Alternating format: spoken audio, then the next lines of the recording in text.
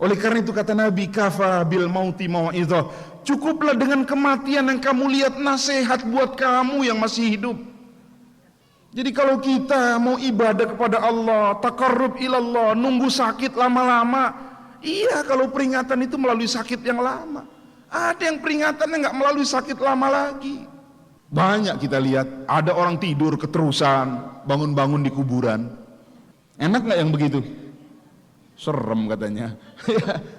Pokoknya kalau ditawarin sih, kayaknya semuanya masih, aduh, ana belum siap.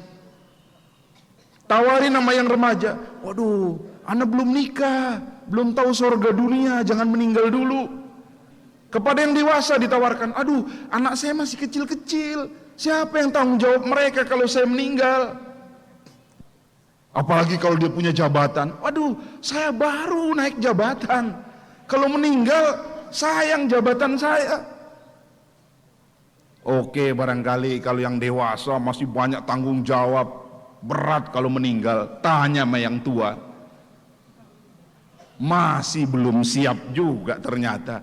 Anak belum banyak sholat. Kalau meninggal sekarang gimana nanti bekal di akhiratnya? Tanya lagi sama yang tua renta yang masih bisa. Ingat, udah siap meninggal? Kayaknya di atas 50% jawabannya juga belum siap. Kalau dapat tetap diperpanjang umurnya.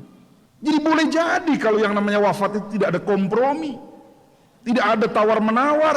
Idza jaa ajaluhum la yastakhiruna sa'atan wa la yastaqdimun.